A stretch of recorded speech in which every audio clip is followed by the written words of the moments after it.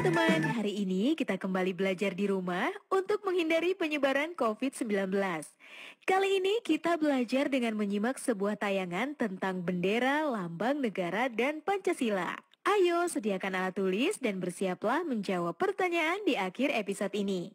Sejak kapan merah putih menjadi ungkapan rasa kebangsaan kita? Menurut Muhammad Yamin, pahlawan nasional dan tokoh pergerakan Indonesia, warna merah dan putih telah digunakan masyarakat Nusantara sejak 6.000 tahun lalu. Suku bangsa rumpun Austronesia yang mendiami Nusantara saat itu menggunakan warna merah untuk melambangkan matahari dan putih untuk melambangkan bulan.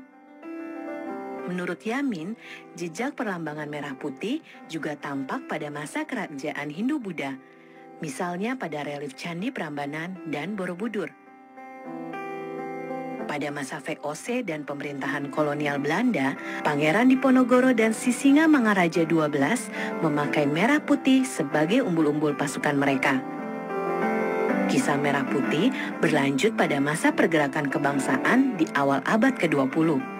Para pelajar Perhimpunan Indonesia di Belanda memiliki bendera yang berwarna merah putih dengan kepala kerbau di tengahnya. Pada tahun 1939, organisasi gabungan Partai Politik Indonesia kemudian menghilangkan gambar kepala kerbau dari bendera dan jadilah bendera merah putih seperti yang kita kenal saat ini.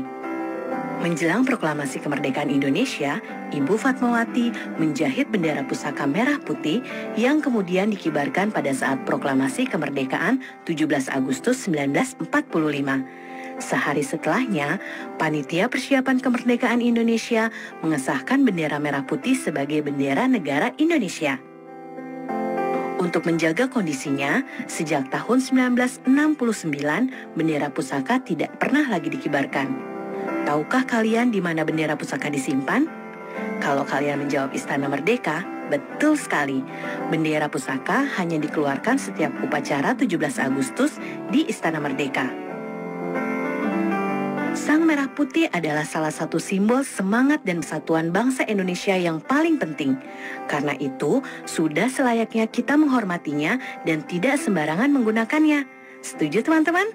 Sampai jumpa lagi di cerita menarik sejarah Indonesia lainnya ya.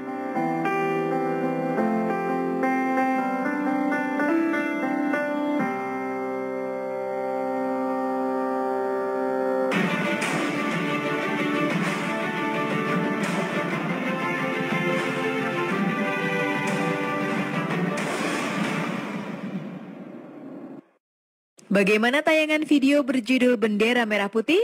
Tentunya menarik ya, karena kita banyak mendapatkan informasi tentang sejarah bendera merah putih dan memiliki rasa bangga terhadap salah satu simbol semangat dan persatuan bangsa Indonesia.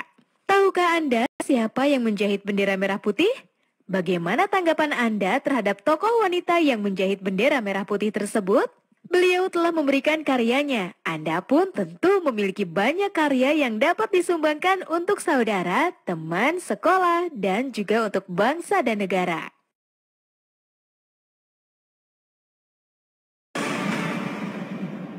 Lima hal penting cegah COVID.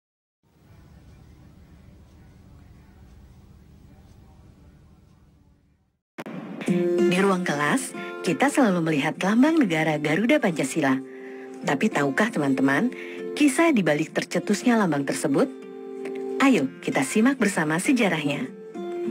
4 tahun setelah merdeka, Indonesia belum mempunyai lambang negara. Barulah tanggal 20 Desember 1949, Presiden Soekarno menunjuk Sultan Hamid II sebagai Menteri Negara yang tidak memimpin departemen untuk merancang lambang negara. Hamid lalu membentuk panitia lambang negara dengan Ketua Muhammad Yamin dan anggota yang terdiri dari Ki Hajar Dewantara, Muhammad Nasir, M.A. Pelupesi, dan Purbacaraka.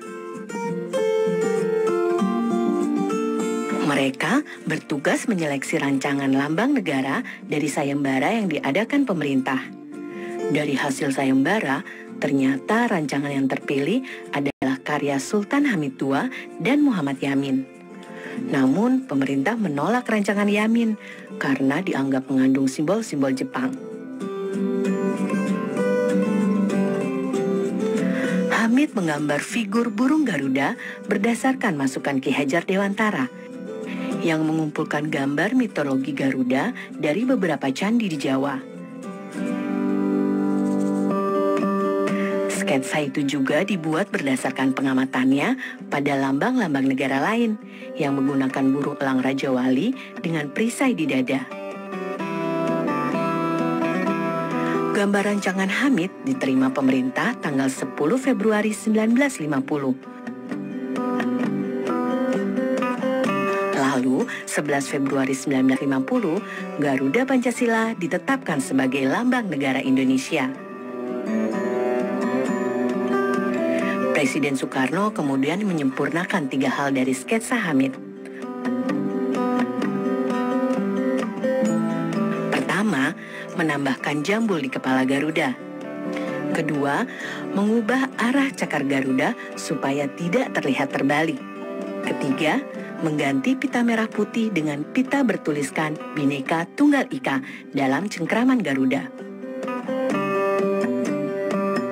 Akhirnya, setelah 4 kali dilukis ulang oleh Dullah, pelukis istana saat itu, sketsa karya Hamid menjadi lambang negara seperti yang kita kenal sekarang. Jumlah helai bulu pada sayap, ekor, dan leher Garuda melambangkan tanggal proklamasi kemerdekaan. Di dadanya terpampang Pancasila sebagai dasar negara, dan kakinya mencengkram kuat Bhinneka Tunggal Ika sebagai semboyan negara kita. Kalian tentu sudah menyaksikan video kisah tercetaknya lambang negara. Pertanyaannya, tuliskan tokoh-tokoh serta peranan mereka sehingga negara Indonesia memiliki lambang negara.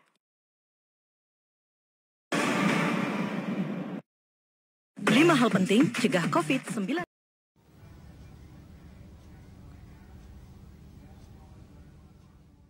Pemersatu bangsa. Tanggal 1 Juni sangat penting bagi bangsa Indonesia, karena itu adalah hari lahir Pancasila, dasar negara kita. Bagaimana sejarahnya? Kita simak bersama yuk teman-teman. Kelahiran Pancasila tidak terlepas dari peran Badan Penyelidik Usaha Persiapan Kemerdekaan Indonesia yang disingkat BPUPKI. Sidang pertama BPUPKI tanggal 29 Mei sampai 1 Juni 1945 bertujuan merumuskan dasar filsafat dan bentuk negara Indonesia merdeka.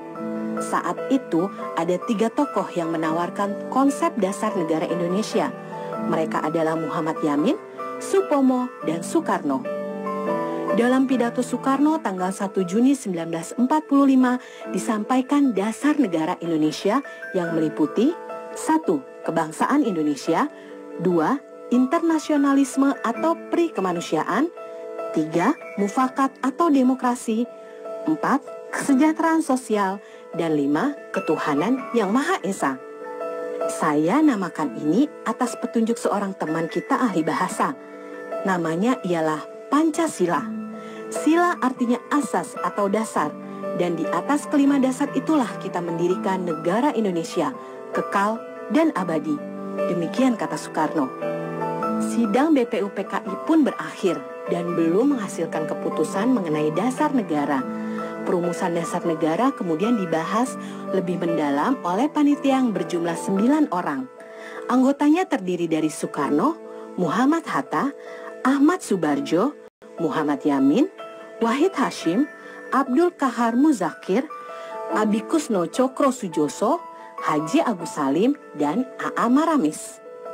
Pada 22 Juni 1945, Panitia 9 menyelesaikan suatu rumusan yang disebut Piagam Jakarta. Sebelum disahkan, sila pertama dari Piagam Jakarta yang berbunyi ketuhanan dan kewajiban menjalankan syariat Islam bagi pemeluk-pemeluknya diubah menjadi ketuhanan yang Maha Esa. Perubahan tersebut sebelumnya telah didiskusikan kepada 4 tokoh Islam, yakni Ki Bagus Hadi Kusumo, Wahid Hasim, Mr. Kasman Singo-Dimejo, dan Teku Muhammad Hasan.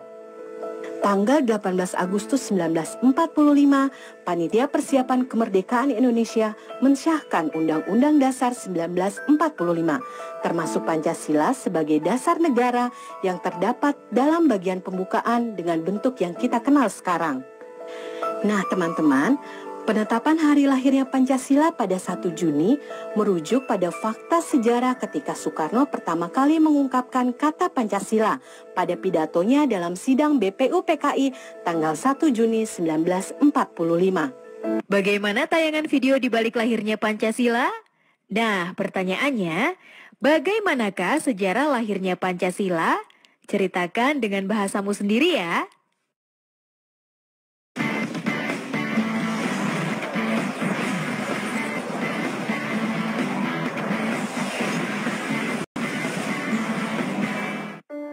Tak ada yang